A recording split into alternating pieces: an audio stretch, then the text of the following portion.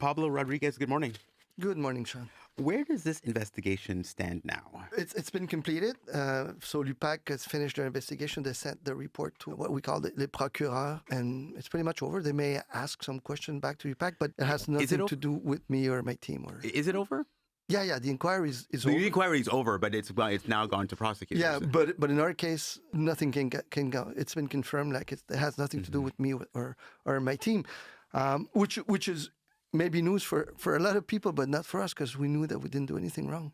There are conflicting reports. The Journal de Montréal is reporting that there have been some violations to the Election Act and fines will eventually be handed out. According to the Journal. Not by me or my team. Okay. They're not saying that. They're saying if maybe some individuals did something wrong and if it happened, it's serious, but they will pay the price.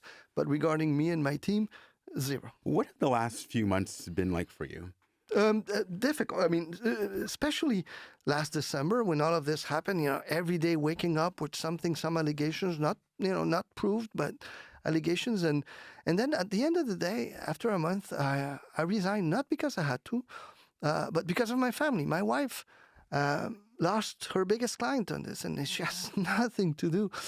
My daughter, who's studying law at Université Laval in Quebec, She couldn't do her final exams because it was, in the media, everything about this. So the other session, she did a regular session plus all the exams.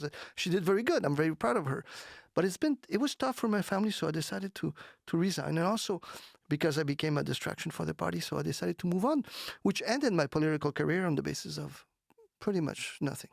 An ethics investigation report did find that Chamonix MNA Sona Lecoyen-Olivier was using her office to campaign for your leadership race. It accuses her of misusing public funds and obstructing the investigation. There have been questions about what you knew and what was going on there. Nothing, and she said it, and she also said it. Nothing. When it's about me, about my team, everyone has been clear. Like, so if someone did something wrong, then they'll have the consequences. I mean, and the UPAC is dealing with that, and the elections people are dealing with it also. But in our case, they clearly stated that there was no brownies, there was no strategy to buy votes, which we already knew.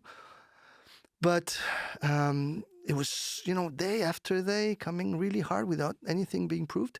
And my message today here, Sean, is that this can happen again. I mean, you can't destroy lives and political careers like that. It's bad for our society and for democracy.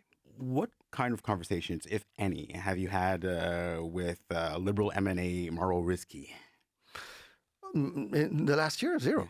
I mean, for me, and I'm not going to, speak about my wife other than say that for me it was a betrayal. I mean, I knew her for years. I named her in that position, the highest position there is in for a party outside of the leader, which I was. She had full powers, and so because of what she did after, I felt it like a personal and professional betrayal. What about your the woman who worked with you, chief of staff, who was ended up being her chief of staff? Geneviève. Yeah. Well, Geneviève was my chief of staff in Ottawa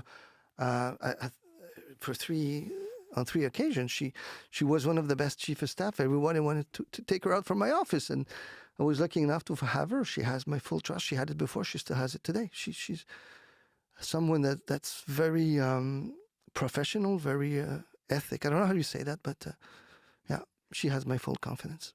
The election campaign is going to kick off any day now. I would say tomorrow. Okay, yeah, we'll say tomorrow probably. How are you feeling about that? You'll be on the sideline. I'll be on the sideline, eating popcorn and watching TV. Yeah. For the How do you first feel time. about that? It's kind of weird because politics will always be in my heart and my head.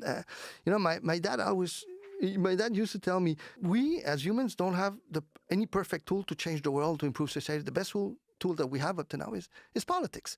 And I strongly believe in that. That's why I ran so many times. I had the privilege to be elected 6 times in Ottawa, named to cabinet 4 times.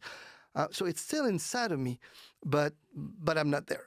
This really, without any proof of anything, just killed my career. Are you still in contact with anybody from the Oh yeah, I have party? friends everywhere. Of course. I mean, friends stay for life in politics. You know. Even in the provincial Liberals? Oh yeah, absolutely. Of course, I have a lot of friends there. A lot of people. Since yesterday, got hundreds of messages says, "Wow, we're happy. Like the truth is finally coming out." What's next for you? Good question. I don't know, because I mean, I have people approaching me and saying, you know what, Pablo, we know you did nothing wrong, but we're going to wait for the official report and this and that, and then we can have discussions. So for me, there's nothing concrete on the table, but I'm very optimistic that things will change. Is there an eventual return to politics in the cards? I can never say no, Sean, because again, it's in my heart, and I always wanted to, work to change and improve society. But at this moment, on the short term, I don't see anything happening. Thanks for coming in this morning. Thank you very much for having me, Sean.